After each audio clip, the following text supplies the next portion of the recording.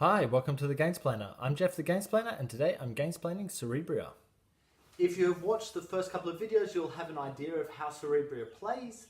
This is the expansion to the full game. So what I've given you is the basic game. In essence, there's not a heap going on, but there's a couple of things that you will need to know. So firstly is the fifth action on your board, which is the Empower action. What that enables you to do, firstly, you're going to need to add one of these, and we've shown you how to add them in the last video, in the second video. So once you've added that, you will spend 3 crystals from your board, and that enables you to take the card that is adjacent to you or in the same area that you can control, as we've previously spoken about, and go to this deck. And what you will do is you will upgrade that emotion. So we have Envy is the upgrade of Jealousy. You can tell what you're upgrading to by what's written on the side here. And you replace that with the emotion. Now, notice I couldn't have actually done that just yet, simply because you're looking for where the arrow is. So I would need to get all 3 of my tokens onto that one. So 1, 2, 3 using actions previously mentioned. Now I would be able to spend the 3 crystals to make that upgrade. And what that's now done is now made my guy stronger. Noticing that when you're looking at the strength to what actually owns a space, you're looking at these numbers. So we now have an intensity of 4 versus an intensity of 2 plus 1, which is 3. So that now flips over because blue has the appropriate intensity for that space. If you have a token on here as well, again, it'll cost you that marker, but you're able to up the intensity level of the original emotion before you do the upgrade. So if you needed 3 on the Jealousy, see how there's a little marker just there, if you had 2 on there, you'd be able to use that to up that to 3, then turn that into Envy. Now you can only do that next to where your spirit is. If you have control of this spot here, that allows you to do exactly what you just did, so you can do it to anything on the board rather than what's just next to your spirit. Other things to be aware of with the full game. So we've got these higher intensity level things. We've got this intention. What we're talking about with this is another way to gain points.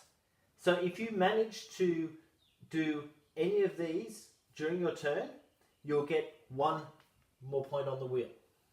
If you then manage to do another one or another 2, you get 2 more points for every one over and above that you do. You'll notice, if you look really closely, that there are little markings. So the first one at number 2 will give you another one of these. The next one is a card, so you take the top card. The next one at 6 is flick one of these over, and then we just repeat the same actions. When we get to the end of the game, we add up the value of the scoring in the middle. You also add this score to it. Whoever has the high score will win the game. So this is another way to get scoring into the game. Now, what are each of the things that's going to give you those points? Let's run through them. Once again, I'm only dealing with the A sides of the board. If you wish to use the B side, you'll need to look up the rules for that. So the first one is remove at least 1 essence with the Quell action, which I showed you in the last video how to do that. The next one is if you take 4 or more of these willpower from a location in the same action. The next one is if you fill up all of the spaces on an emotion card, all the essence spaces on an emotion card, not including that one or that one that's starting emotions because they've only got 2 on them. And the last one is if you fully upgrade one of the spirit actions, so you get 4 little tokens covering them. Notice that I didn't have anything overempowered to start with, so my card, I had to play one down to put that on there.